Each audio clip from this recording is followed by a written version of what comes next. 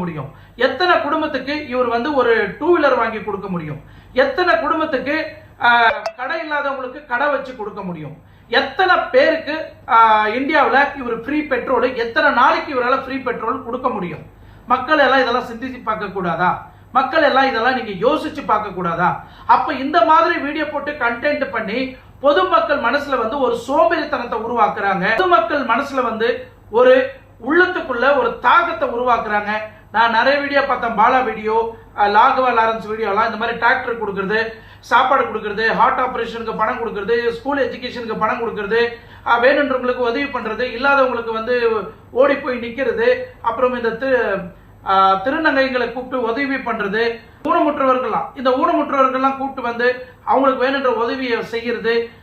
ஒரு கட்டத்துல நம்ம பாராட்டினாலும் இன்னொரு கட்டத்துல நீங்க பாத்தீங்கன்னா மக்களை வந்து சோம்பேறி ஆக்குறீங்க. சோ அவங்களுக்கு உள்ள ஒரு ஏக்கத்தை உருவாக்குறீங்க.